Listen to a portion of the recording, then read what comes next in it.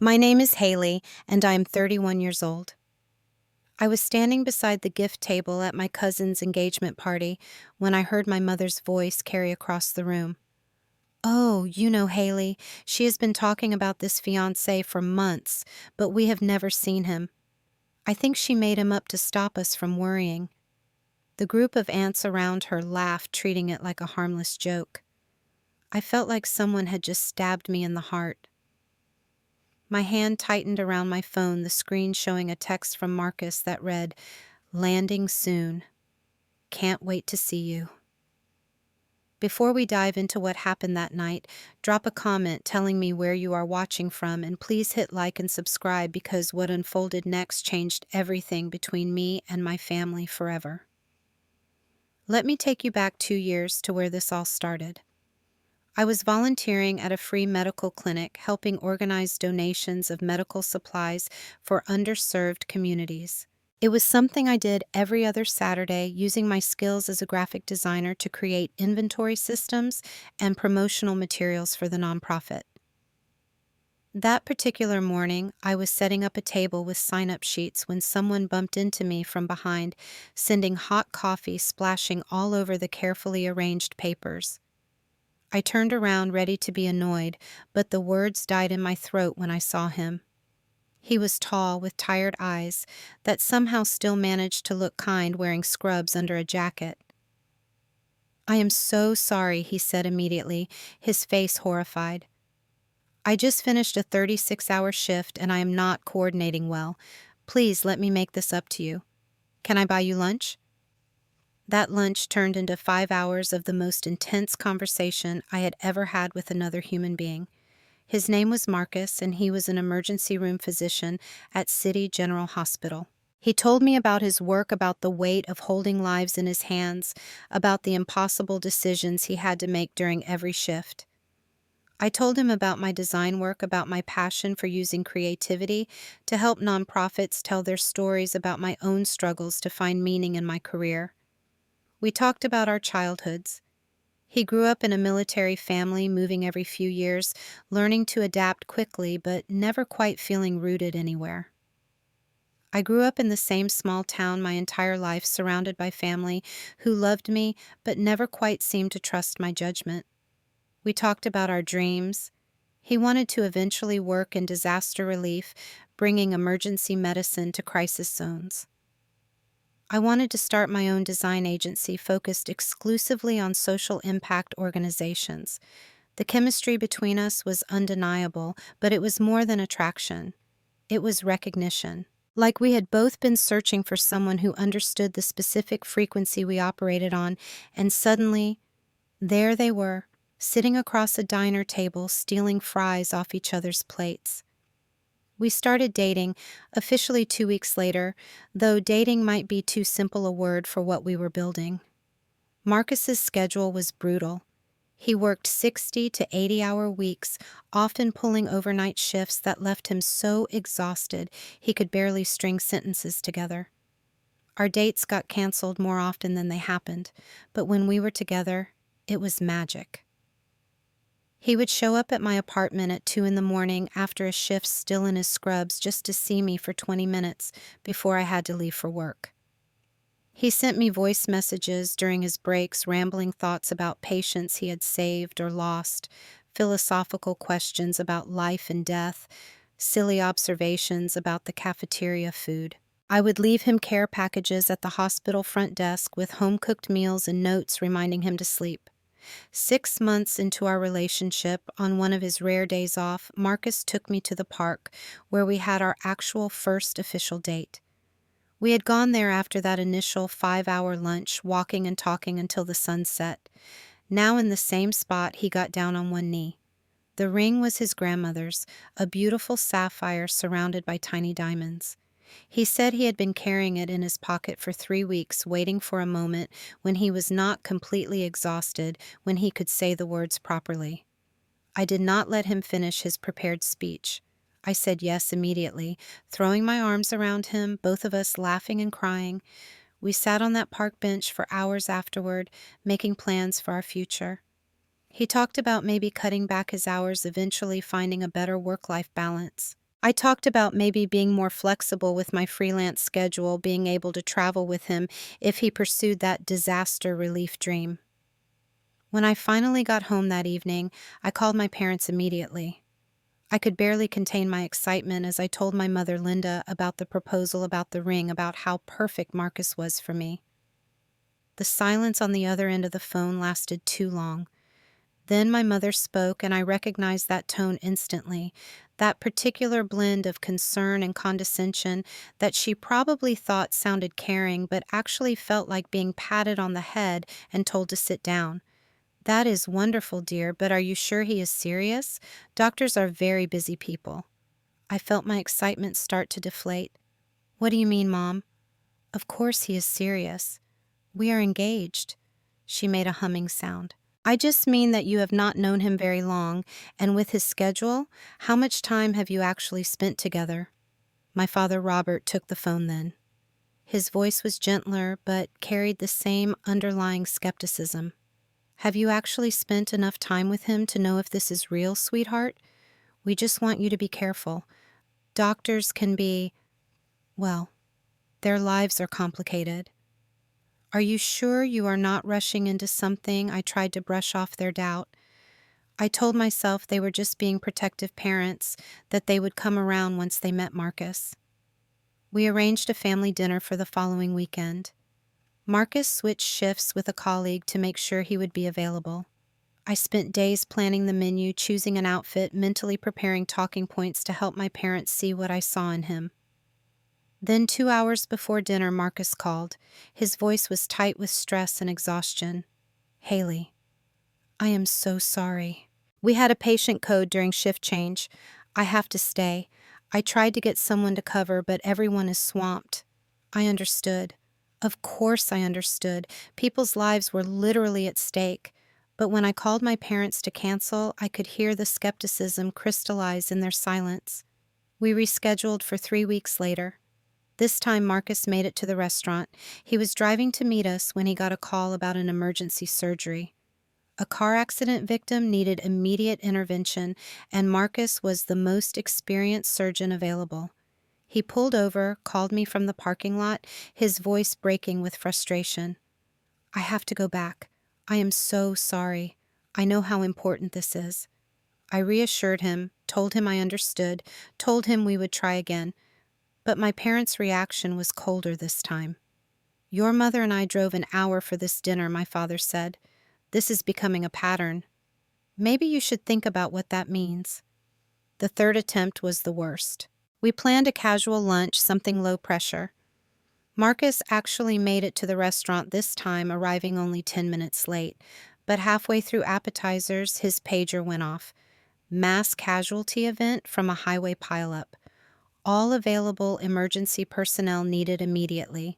He stood up from the table, apologizing to my parents, promising we would do this another time soon. Then he was gone, practically running out of the restaurant. My mother and father sat across from me in the sudden silence. My mother reached across the table and took my hand. "Honey," she said gently, "maybe this relationship exists only in text messages. Maybe you need to think about whether this is really sustainable." My father nodded. "We are not trying to hurt you. We are just concerned that you might be setting yourself up for disappointment." After that, I stopped trying to arrange meetings. What was the point? Every cancellation, every missed dinner, every emergency just reinforced their belief that Marcus was either not serious about me or not real at all. The skepticism spread through my extended family like a virus. At family gatherings, relatives would ask about my fiancé with barely concealed doubt in their voices. "So this doctor boyfriend of yours, does he ever actually show up to anything?" my Uncle Frank asked at Thanksgiving. "Are you sure he is not married?" my Aunt Susan wondered aloud at Christmas. "Doctors work a lot, but this seems excessive. Maybe he is hiding something." I showed them photos. I shared stories. I tried to explain the realities of emergency medicine, the unpredictable nature of saving lives. But I could see it in their eyes. They thought I was naive, at best delusional at worst. The family narrative about me had always been that I was too trusting, too gullible, someone who needed protection from myself. They loved to remind me about incidents from my past. The friend in high school who borrowed $300 and never paid me back. The college roommate who let me take the blame when we got cited for a lease violation she caused. Every time I tried to defend someone or give them the benefit of the doubt, my family would shake their heads and exchange knowing looks. There goes Haley again, trusting the wrong person. But Marcus was different. I knew it in my bones. He introduced me to his colleagues via video call during one of his breaks. I met his sister when she visited from across the country. His mother sent me a birthday card with a sweet note about how happy she was that Marcus had found someone. These were real connections, real relationships, real proof. But my family never witnessed any of it. They only saw the empty chair at dinners, the canceled plans, the missed meetings, and with each absence their certainty grew that I was being deceived or deceiving myself. I felt increasingly frustrated and hurt. I started calling home less frequently, visiting less often. The distance I created was self-protection, but it also fed into their narrative that I was pulling away because I knew deep down that they were right. Then the invitation to my cousin Jessica's engagement party arrived on thick, expensive cardstock. The invitation sat on my kitchen counter for 3 days before I opened it. Jessica was getting engaged to her longtime boyfriend David, and the party was being held at the country club in our hometown. Jessica was 29, 2 years younger than me, and we had always been close growing up. We shared a bedroom during family vacations, told each other secrets, dreamed together about our futures. But our relationship had become strained over the past year. Jessica had started siding with my parents about Marcus, asking questions that felt more like interrogations than concern. "I just do not want you to get hurt, Haley," she had said during our last phone call. "Are you sure he is real? I mean, really sure." Even Jessica's doubt stung in a way that cut deeper than my parents' skepticism. We used to tell each other everything. Now I felt like I could not talk to her without being questioned or doubted. When I called Marcus about the engagement party, he answered during a rare, quiet moment in the ER. His response was immediate and determined. "I am on call that weekend, but I will switch with someone. I need to meet your family, Haley. This has gone on too long. It is not fair to you." I felt a surge of hope mixed with a crushing weight of anxiety. What if something went wrong again? What if he could not make it, and everyone's worst assumptions were confirmed? Marcus must have sensed my hesitation because his voice softened. "Haley, I promise. I will be there. I am going to switch shifts with Dr. Patterson. He owes me anyway. I covered for him twice last month. I wanted to believe him. I told my mother about Marcus planning to attend the party during our weekly phone call. There was a long pause on the other end. Then she said in that carefully neutral tone, "That is nice, honey. We will see. Not that is wonderful, or we are excited to finally meet him. Just we will see, loaded with a lifetime of doubt." 2 weeks before the party, Marcus sent me a screenshot of the hospital schedule showing his name off that weekend. I forwarded it to my mother, trying to preempt any skepticism. Her response was brief. "Well, things can always change in hospitals. Do not get your hopes too high." I stared at that message for a long time. Why could she not just be happy for me? Why did every piece of good news have to come with a warning label? 1 week before the party, I went shopping for a dress with my sister-in-law, Kate, who was married to my brother. Kate had always been sympathetic to my situation, having faced similar skepticism from my parents when she first started dating my brother. "Your parents mean well," Kate said as I tried on dresses, "but they can be pretty judgmental. They will come around once they actually meet Marcus." He sounds great. I chose a burgundy dress that made me feel confident and strong. I needed armor for what was coming. 3 days before the party, a package arrived at my door. Inside was a beautiful silver necklace with a small pendant. The note read, So you have me close to your heart even before I get there. Love him. I cried reading it. I took a photo and sent it to Jessica, wanting to share this sweet gesture. Her response came an hour later. That is really sweet.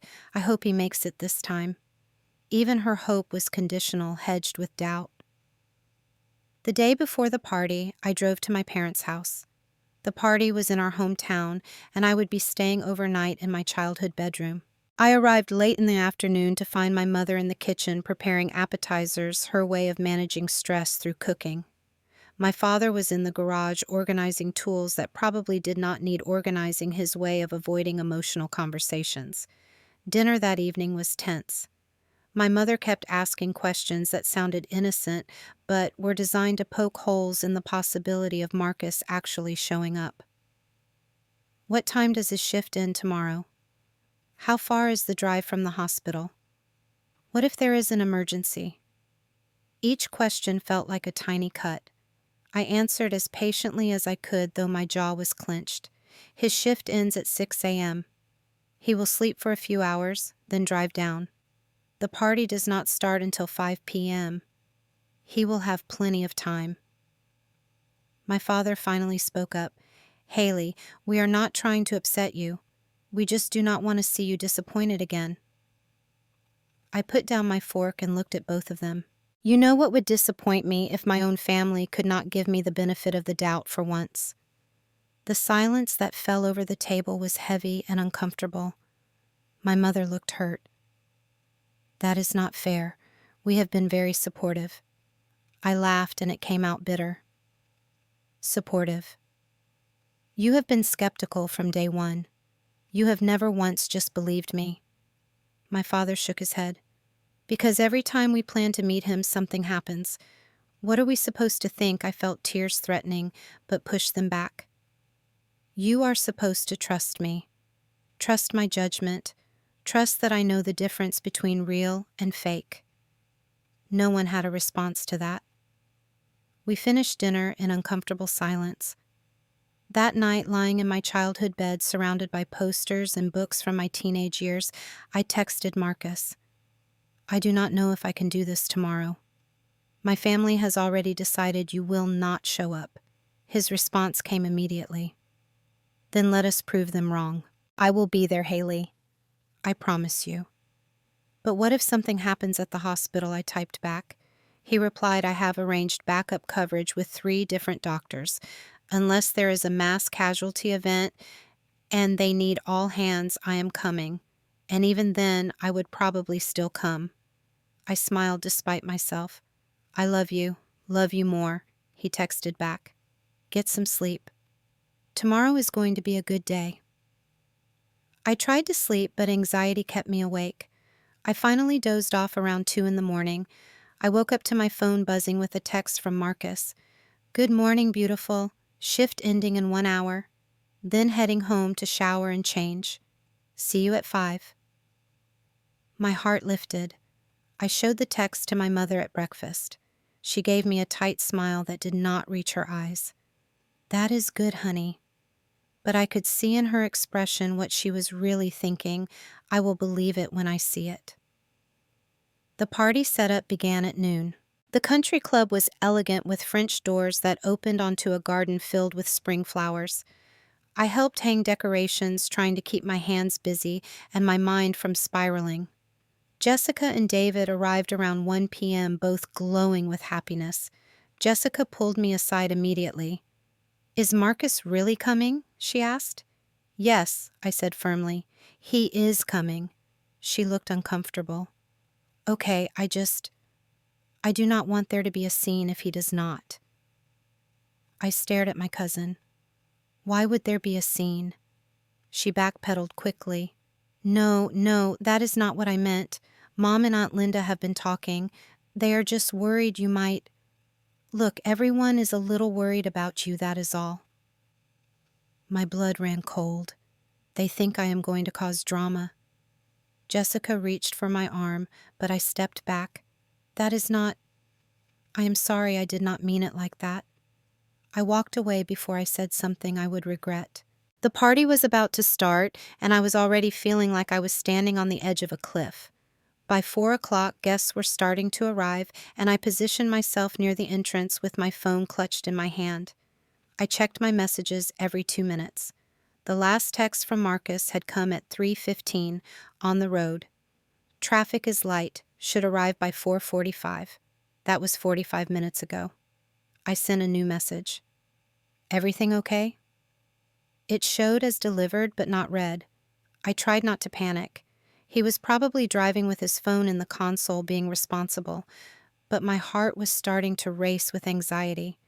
My Aunt Susan, my mother's sister, spotted me standing alone and made her way over with a smile that did not quite reach her eyes. "Oh, Haley, where is this famous fiancé of yours?" There was something in her tone, a barely concealed mockery dressed up as friendly interest. I forced a smile. "On his way. Should be here soon." She patted my arm in a gesture that felt more condescending than comforting. "Of course, dear." Then she walked away, immediately whispering to another aunt. Both of them glanced back at me, shaking their heads with what looked like pity. By 4:30, more relatives had arrived, and several made a point of coming over to ask about Marcus.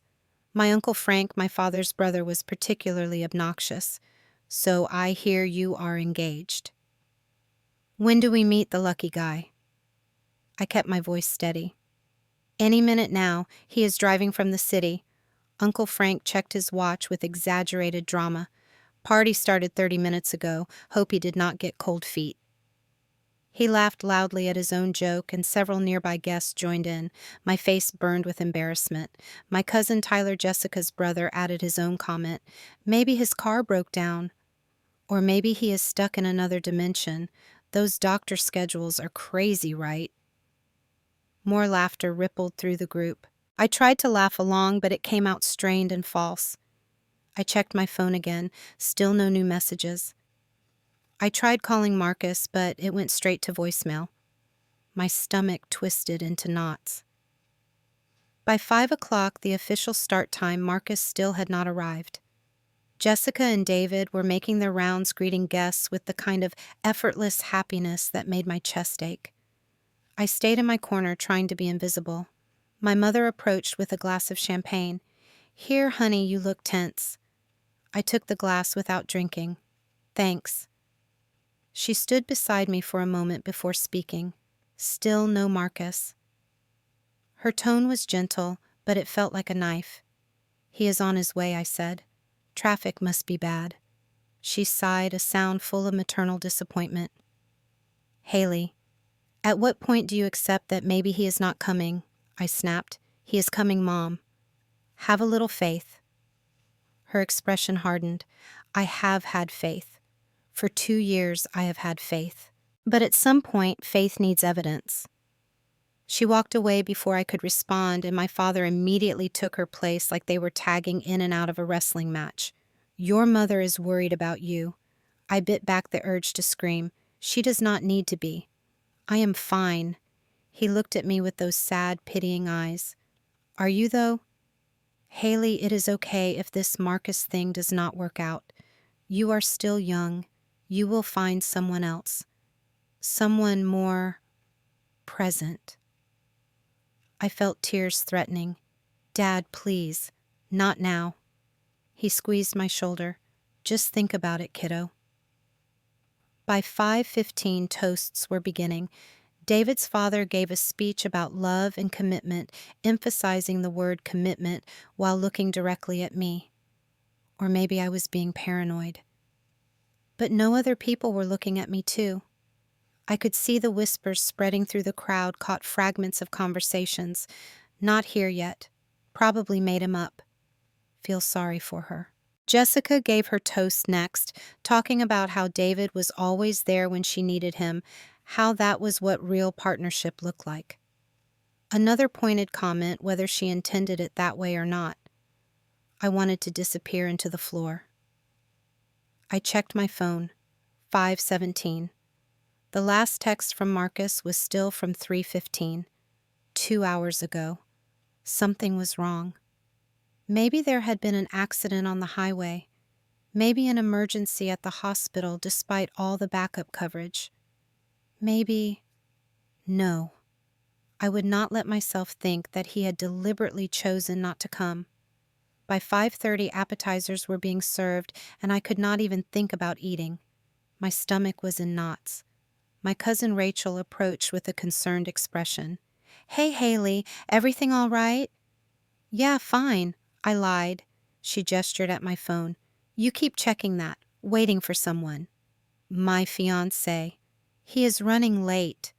Her expression shifted to something that looked like pity. Right. The fiancé. "Look, Haley, it is okay to be single. You do not need to invent a relationship to feel valid." My mouth dropped open. "I am not inventing anything. Marcus is real." She gave me a patronizing smile. "Sure, honey. Whatever helps." Then she walked away, leaving me standing there with fury and humiliation warring inside me. My grandmother Eleanor, my father's mother, who was 87 years old, made her way over and sat down next to me with a soft grunt. "Child, I have been watching you all evening. You look miserable." I tried to smile. "I am fine, Grandma." She took my hand in her wrinkled one. "No, you are not. And I know why. Your young man is not here." My eyes filled with tears despite my best efforts. "He is coming. I know he is." She squeezed my hand gently. "Maybe he is, but maybe he is not. And if he is not, that tells you something important. He got delayed," I insisted. "That is all." She looked at me with those wise, ancient eyes. "Or maybe he is not the right man. Someone who truly loved you would move heaven and earth to be here." I pulled my hand away, standing up abruptly. "He does love me. You do not understand." She shook her head sadly. "I understand more than you think. I have lived 87 years. I know what real love looks like. And it shows up." I nearly knocked over my chair in my hurry to get away. I headed toward the bathroom, needing escape, needing air, needing anything but this suffocating atmosphere of doubt and pity. On my way, I passed a group of aunts talking in hushed voices. I heard my mother's voice clearly. "I just do not know what to do anymore. She is completely delusional about this Marcus person." Aunt Susan responded. "Have you considered therapy?" "Maybe she needs professional help," another aunt added. "Poor thing, she has always been so imaginative. Remember when she had that imaginary friend as a child?" They all laughed, and I stood frozen behind them, listening to my family discuss my mental health like I was a case study. By 5:45, I was locked in a bathroom stall, tears streaming down my face. I checked my phone one more time. Nothing from Marcus. I tried calling again. Voicemail. Where was he? Why was he not answering? Doubts crept in despite my best efforts to keep them out. What if everyone was right? What if I had been fooling myself this whole time? No, I knew Marcus. I knew his heart. I knew he loved me. Something must have happened, but what could possibly prevent even a single text, unless he had changed his mind, unless meeting my family felt like too much pressure, unless he had realized this relationship was more trouble than it was worth? I shook my head violently, trying to dislodge the thoughts. Marcus would not do that. But a tiny voice whispered, "Are you sure?" I splashed cold water on my face and tried to fix my makeup, but my eyes were red and my mascara was smudged beyond repair. It did not matter anymore. I was leaving. I could not endure another minute of this humiliation. I exited the bathroom with my mind made up, heading straight for the coat check when Jessica intercepted me in the hallway. "Haley, there you are. We are about to do couple photos. Mom wants family shots, too." I kept walking. "I am actually not feeling well. I think I am going to head out." Jessica's face fell. "What?" "No, you cannot leave. This is my engagement party." I stopped and turned to face her. "I am sorry, Jess. I cannot be here right now." She lowered her voice urgently. "Is this because Marcus did not show up?" The words hit me like a physical blow. Didn't show up. So penal. so dismissive, as if it was a foregone conclusion. "He is just delayed," I said, but my voice wavered. Jessica sighed. "Haley, it is almost 6. The party has been going for an hour. He is not coming." I felt something crack inside me. "You do not know that." She looked uncomfortable. "Look, I get it. Long distance is hard. Maybe he got busy with work, or maybe—" She trailed off, and I could see her searching for the right words. Maybe what I demanded. She hesitated, then said quietly, "Maybe this relationship is not what you think it is." I stepped back like she had slapped me. "What is that supposed to mean?" She reached for my arm. "I am just saying none of us have ever met him. You have been engaged for over a year, and he has never once come to a family event.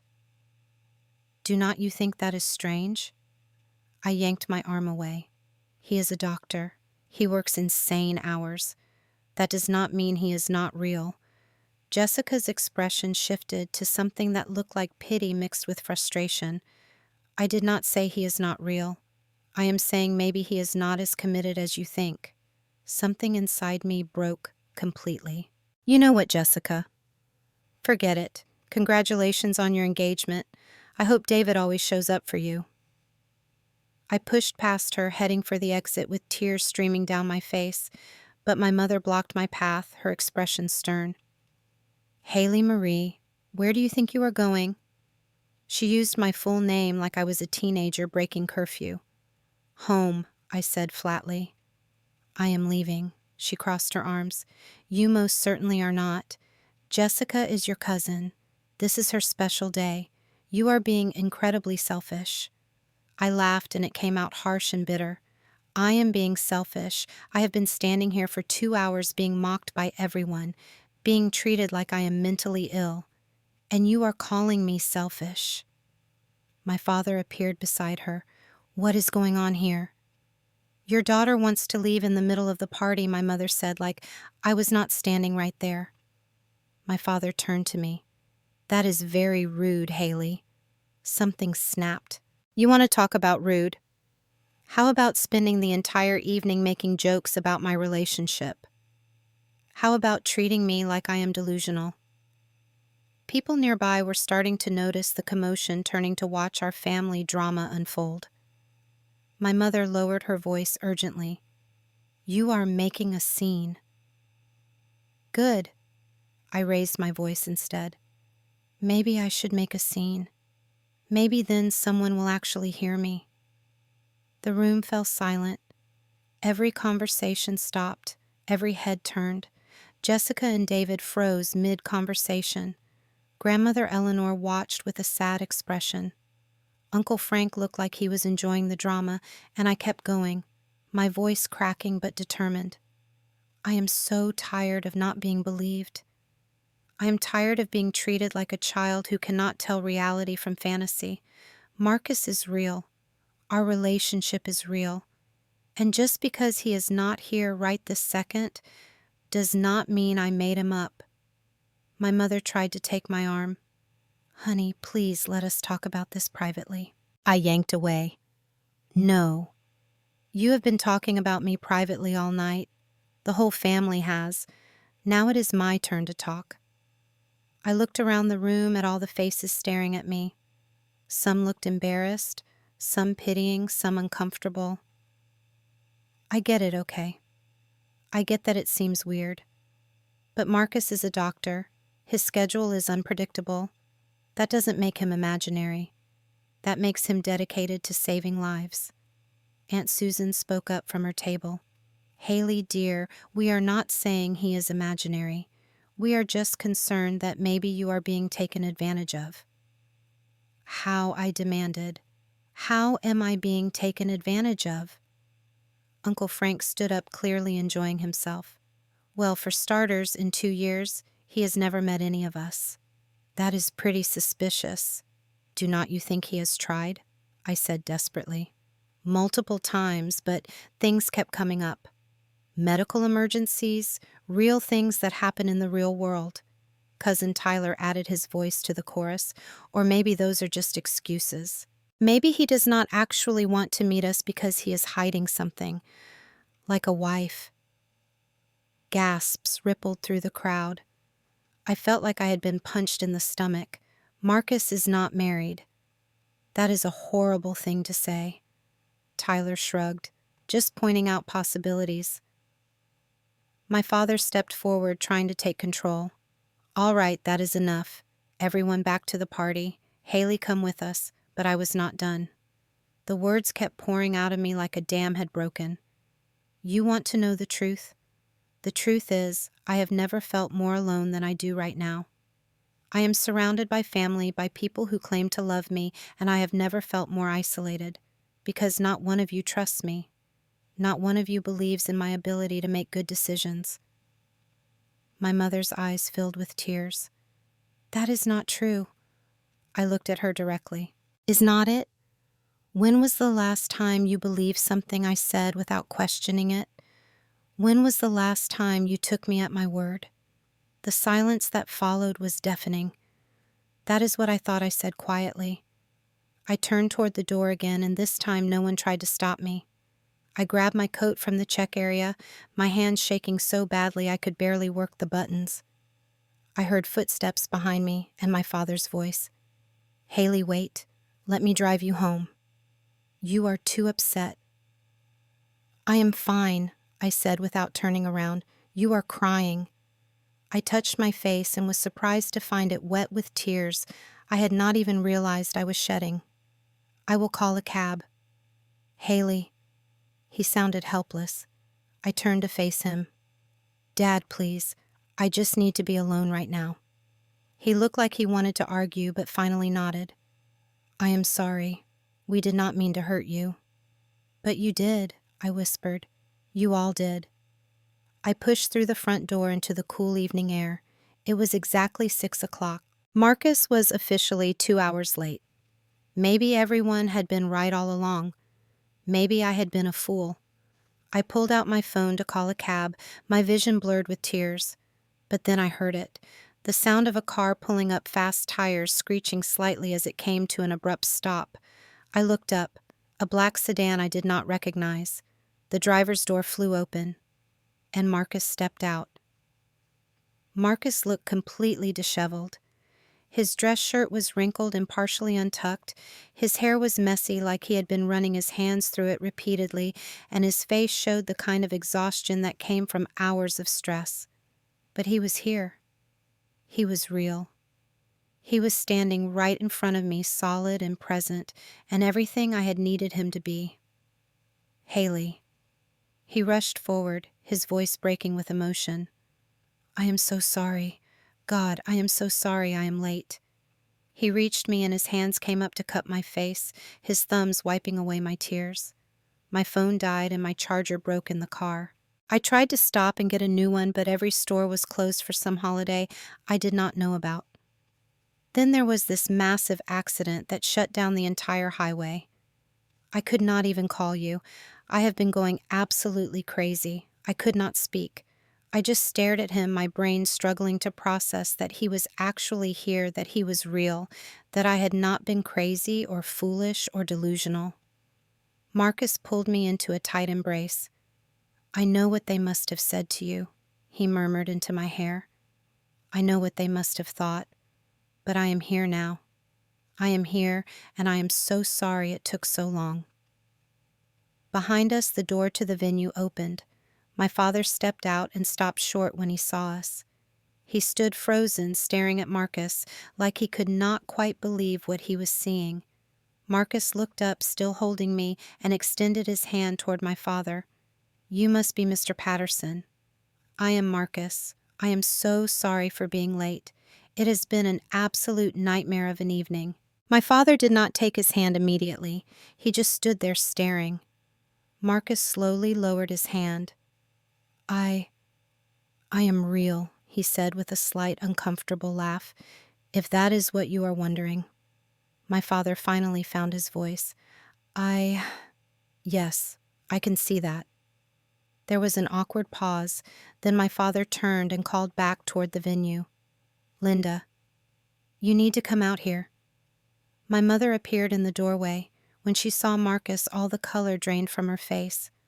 Oh my God, Marcus tried to smile. Hello, Mrs. Patterson. I wish we were meeting under better circumstances. I am Marcus Haley's fiancé. My mother seemed incapable of forming words. She just stood there with her mouth slightly open, staring. More people started appearing in the doorway. Jessica and David grandmother Eleanor, various aunts and uncles. All of them staring at Marcus like he had materialized out of thin air, which from their perspective I suppose he essentially had. Marcus looked at the growing crowd, then back at me with confusion. Did I interrupt something? I let out a slightly hysterical laugh. You could say that. Uncle Frank pushed his way to the front of the group. Well, I will be damned. He is actually real. Marcus looked even more confused. Of course I am real. Why would I not be? The uncomfortable silence that followed made it clear that he had walked into something he did not understand. I took a deep breath. Because they all thought I made you up. Marcus turned to me sharply. What? My voice was steady now, stronger than it had been all evening. They have spent 2 years thinking you were imaginary. Tonight they spent 2 hours mocking me for having a fake fiancé. I watched his expression shift from confusion to understanding to anger. You have got to be kidding me. My father stepped forward defensively. Now wait a minute. We had legitimate reasons to be skeptical. Marcus's jaw tightened. Skeptical is one thing, sir. But making your daughter feel like she is losing her mind, that is something else entirely. My mother found her voice. We did not make her feel crazy. We were concerned. Marcus's voice rose. Concerned. From what Haley has told me over the past 2 years, you have questioned everything about our relationship from day one. My father's face was getting red, because you have never been available to meet us. What were we supposed to think? Marcus took a step forward, and I could see him fighting to keep his temper in check. I am an emergency room physician, he said, his words clipped and precise. I work 60 to 80-hour weeks. I deal with life and death situations every single shift. Yes, I have had to cancel plans. Yes, I have missed dinners and meetings, but that does not make me imaginary. That makes me a doctor doing my job. That makes me someone who saves lives for a living. Aunt Susan spoke up from the doorway. Well, you are here now. Better late than never, I suppose. Marcus turned to her, and I could see the anger flashing in his eyes. I had a massive pileup with multiple casualties on the highway.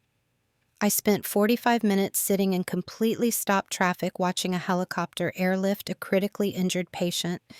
My phone was dead, so I could not even tell Haley what was happening. I have been sitting in my car feeling absolutely horrible that I was letting her down. His voice was getting louder with each word. And I get here to find out that you have all been treating her like she is delusional, like she made me up because she is lonely or desperate or mentally unstable. Jessica stepped forward. We did not mean it like that. We were just worried. I finally found my voice again, and it came out stronger than I expected. No, you were not just worried. You were cruel. There is a difference. My mother looked stricken. Haley, that is not fair. Is not it? I challenged. You spent all night whispering about me, suggesting I need therapy. Comparing me to a child with an imaginary friend. I heard you, Mom. I heard all of it. Her hand flew to her mouth. You heard that? I heard a lot of things tonight, I said. Things that really hurt. Marcus squeezed my hand supportively, but let me speak. My father tried to defend himself. We did not realize you were taking it so hard. I laughed bitterly. How did you think I would take it? You are my parents. You are supposed to believe me. You are supposed to trust me. You are supposed to have my back. Grandmother Eleanor stepped forward, carefully leaning on her cane. Child, we were wrong. I was wrong. I am very sorry. Marcus spoke directly to her, his voice respectful but firm. With respect, ma'am. Sorry is not enough. Do you have any idea how much damage this kind of systematic doubt does to a person? Haley has spent 2 years trying to prove to all of you that I exist, that our love is real. And instead of trusting her judgment, you made her question her own sanity. My father's face turned even redder. Now hold on just a minute. You do not get to come here 2 hours late and lecture us about our daughter. Marcus stepped forward. Someone needs to, sir, because clearly nobody else is willing to tell you how badly you have failed her. There were shocked gasps from the crowd. My mother's voice was sharp. How dare you? How dare I? Marcus's voice was rising again. How dare all of you? Haley is one of the most incredible people I have ever met. She is kind, intelligent, creative, compassionate, and yes, she gives people the benefit of the doubt. That is not a flaw. That is a strength. But you have spent years making her feel like it is a weakness, like trusting people makes her naive or stupid or childish. I felt tears streaming down my face again, but these were different. These were tears of validation. Marcus continued, his voice passionate. I love your daughter. I want to marry her and spend the rest of my life with her. And I would really like to have a good relationship with her family. But that can only happen if you start treating her with the respect and trust she deserves. My father's hands were clenched into fists at his sides. You have got a lot of nerve coming here and talking to us like this. Marcus met his gaze steadily. Maybe I do. But someone needed to say it. I stepped forward, standing beside Marcus. He is right, about all of it. I looked at my parents, then at the extended family watching from the doorway. I have spent my entire life trying to earn your trust, trying to prove that I am capable and smart and able to make good decisions, but nothing I do is ever enough. There is always doubt, always skepticism, always this underlying assumption that you are just waiting for me to fail or to prove you right. My voice was getting stronger with each word. Marcus is the best thing that has ever happened to me. He respects me. He believes in me.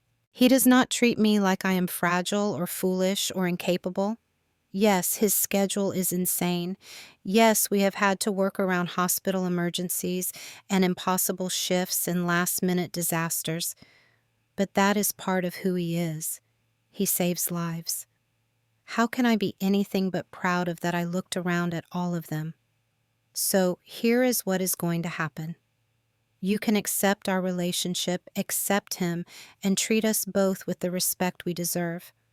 Or you can keep doubting and mocking and questioning. But if you choose that, you will do it without me. Because I am done trying to prove myself to people who have already decided not to believe me. The silence that fell was absolute. Marcus stood beside me, solid and supportive. Finally, my mother spoke, her voice small and broken. You are right. We have been horrible. My father nodded slowly, looking older than I had ever seen him.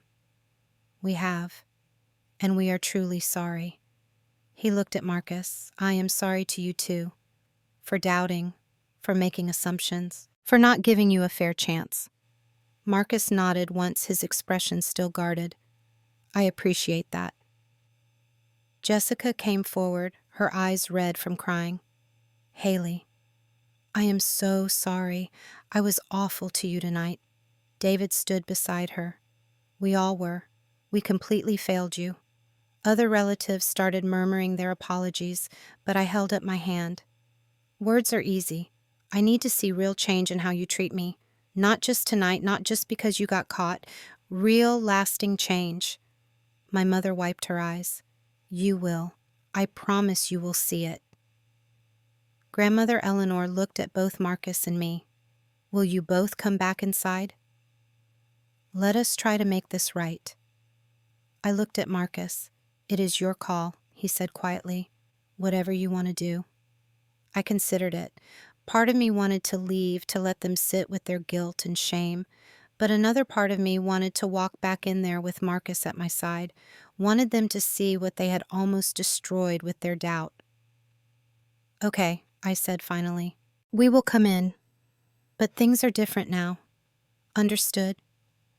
My mother nodded quickly. We understand. Completely. Walking back into the venue felt surreal, like entering an alternate reality. Haley kept her hand firmly in Marcus's, drawing strength from his presence. The guests parted as they entered, everyone staring and whispering, but this time the whispers felt different. Instead of mockery, there was shame. Instead of pity, there was respect. Jessica rushed forward first, practically tripping over herself. Please come sit. Have you eaten anything? Can I get you something to drink? She was falling over herself to make amends. Marcus smiled tiredly. I could really use some water. It has been a very long drive. Jessica nearly ran to get it, and David pulled out chairs for them at the main table. We are really glad you made it, David said, and his tone was genuine, chastened. Both of you. Haley and Marcus sat down, and immediately relatives started approaching their table. Uncle Frank came over first, looking genuinely contrite for the first time Haley could remember. Marcus, I owe you an apology. I said some things earlier that were completely out of line. Marcus looked at him steadily. I appreciate that, but you should direct that apology to Haley. She is the one you hurt tonight. Uncle Frank turned to Haley, and she could see real regret in his eyes. I am sorry, kiddo. Really, truly sorry. I was a jerk. Haley nodded slowly. Thank you. I accept your apology, but I meant what I said. Things need to change. Aunt Susan approached next, her earlier smugness completely gone. I would really like to hear more about what you do, Marcus. Emergency medicine must be incredibly challenging. Marcus took a sip of the water Jessica had brought. It is. But it is also the most rewarding work I have ever done. Every shift I get to make a real difference in someone's life. Sometimes I save them. Sometimes I just make their worst day a little bit more bearable. But it matters. Various aunts and uncles gathered around asking questions and actually listening to the answers for once. Haley watched it all with a strange mixture of emotions. Satisfaction that they were finally seeing the truth. Sadness that it had taken so long and cost so much. Anger that it should never have been necessary. Relief that it was finally over. Her mother sat down across from them, and Haley could see that she had been crying. Haley, can we talk privately? Haley glanced at Marcus, who squeezed her hand. I will be right here, he said quietly. Her mother led her to a quieter corner of the venue away from the crowd. When they stopped, her mother turned to face her, tears streaming down her face. I have been a terrible mother. Haley did not contradict her. She waited. Her mother continued, her voice shaking. I thought I was protecting you. All those times you got hurt in the past, all those times people took advantage of your kindness, I told myself I needed to be more vigilant, more careful, more skeptical of anyone who came into your life. I did not realize I was actually hurting you more than anyone else ever could. You made me doubt myself, Mom. Haley's voice was quiet but firm. Do you have any idea what that feels like? To have your own mother treat you like you cannot be trusted to know your own reality? Her mother nodded, crying harder now. I know, and I am so, so sorry. I see Marcus. I see the way he looks at you, the way he defended you, the way he clearly loves you, and I realize I should have trusted you all along. It is not just about Marcus, Haley said. It is about everything. My job, my choices, my entire life. You have questioned all of it. Made me feel like I am never quite good enough, never quite smart enough, never quite capable enough. Her mother reached for her hands. You are right. And that stops now. I promise you that stops now. Can you forgive me? Haley looked at her mother's tear-stained face. Eventually. But it is going to take time to rebuild that trust. I understand, her mother said. I will do whatever it takes. They hugged tentatively at first, then tighter. When they returned to the table, Haley's father was deep in conversation with Marcus. So you did your residency at Johns Hopkins? That must have been incredibly competitive. Marcus nodded. It was intense, but I had amazing mentors who taught me not just how to be a good doctor, but how to be a compassionate one. Her father looked genuinely impressed. And now you are at City General's Level 1 Trauma Center. That is one of the best in the state. Marcus smiled slightly. We get everything. Car accidents, gunshot wounds, cardiac arrests. Every shift is different. It is stressful, but I would not want to do anything else. Her father leaned back in his chair, really looking at Marcus for the first time. It is clear that you really love my daughter. Marcus looked over at Haley. More than anything in the world, sir. Her father's eyes got misty. I am sorry I did not believe in you. In both of you. Haley reached over and took her father's hand. I know, Dad. Thank you. Jessica clinked her glass to get everyone's attention. The room quieted. I just want to say something. Tonight did not go the way I planned it. But maybe that is okay. Because we all learned something really important tonight. She looked directly at Haley. We learned that we need to do better. Be better. Listen better. Trust better. Haley, you are not just my cousin. You are one of my best friends. And I let you down tonight. We all did. So I want to make a toast. She raised her glass high. To Haley and Marcus. May their love continue to prove all the doubters wrong, especially those of us in this room who should have known better. Everyone raised their glasses. To Haley and Marcus. The words echoed through the room, and Haley felt a wave of emotion wash over her. Marcus leaned over and whispered, You okay? She nodded. Yeah, I really am. The rest of the evening passed in a completely different atmosphere. Relatives actually engaged with Marcus, asking genuine questions about his work, his background, his plans for the future. Grandmother Eleanor pulled Haley aside at one point. You were very brave tonight, standing up for yourself like that, speaking your truth even when it was hard. I am proud of you, child. Thank you, Grandma. Eleanor looked over at Marcus, who was laughing at something Uncle Tom was saying. That young man of yours is a keeper. Do not let him go. I won't. Haley promised. Later, during the dancing portion of the party, Marcus pulled Haley onto the floor. The song was slow and sweet. How are you really doing? He asked quietly. Honestly, I am exhausted, emotionally drained, but also relieved.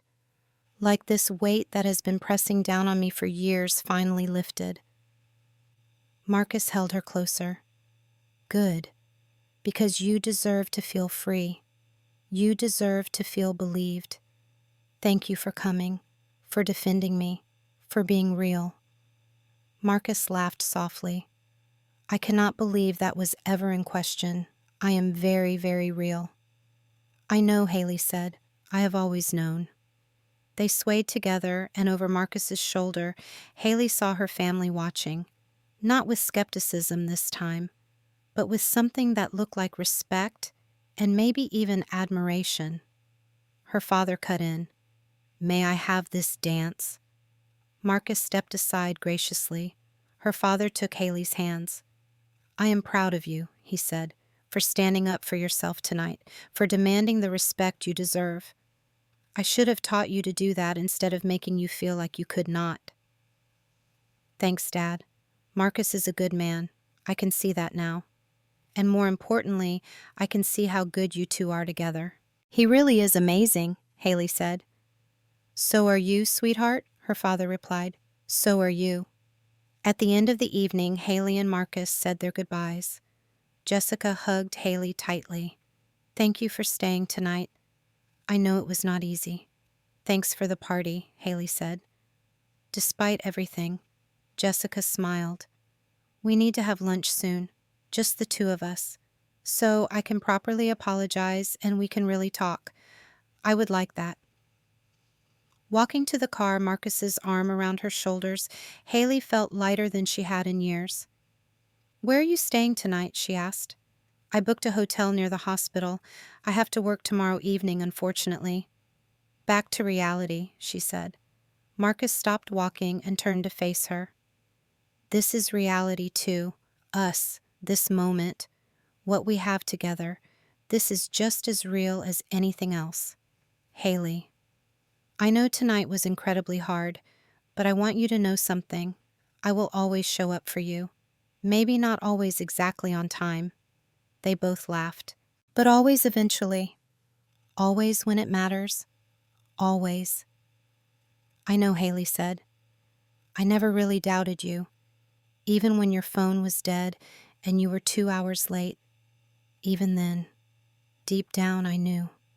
That is all that matters, Marcus said. He kissed her softly.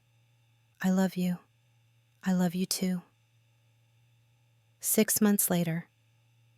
Haley sat in a coffee shop journaling and reflecting on how much had changed. Her relationship with her parents had genuinely improved in ways she never thought possible.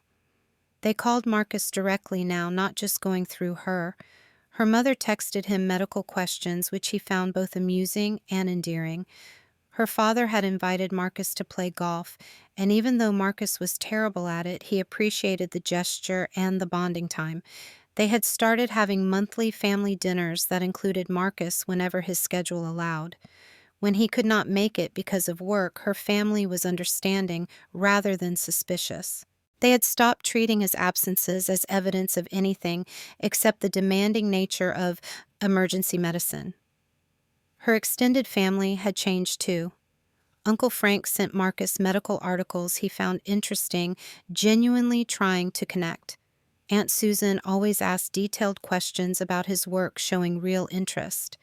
Jessica and Haley had rebuilt their friendship through several long, honest conversations about that night.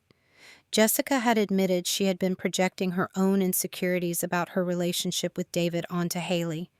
Seeing Haley fight so passionately for her love had made Jessica realize she wanted that kind of intensity too. They had started double dating when Marcus was in town, and the four of them had become genuine friends. But the most significant change was in Haley's relationship with herself. She had stopped seeking external validation and started trusting her own judgment. She realized she had been giving her family too much power over her happiness and her sense of reality.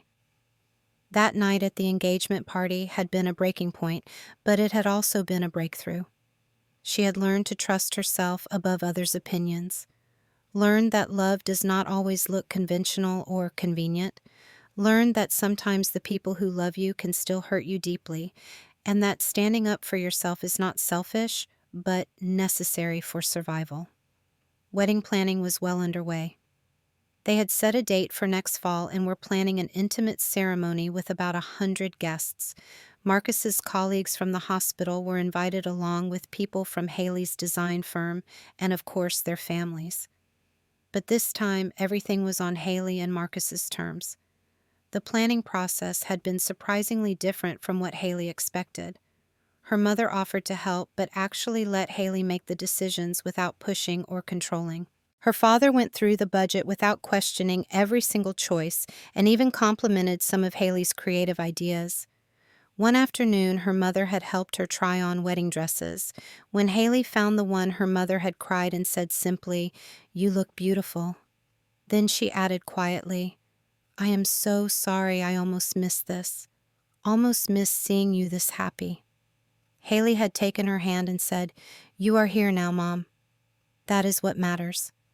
Marcus had relocated to a hospital only an hour away, which was not perfect but was so much better than being across the country. They had started apartment hunting together, which had been its own adventure.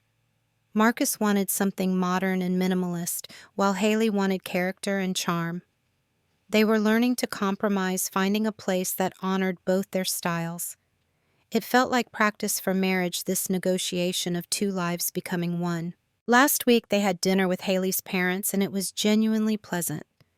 Casual, relaxed, with no underlying tension.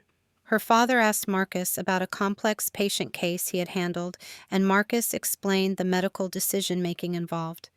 Her father listened with real engagement and respect, asking thoughtful follow-up questions. After dinner, her father had pulled Haley aside. "I really like him. Not just because I am supposed to, but because he is genuinely a good man. and I am sorry it took me so long to see what you saw from the very beginning."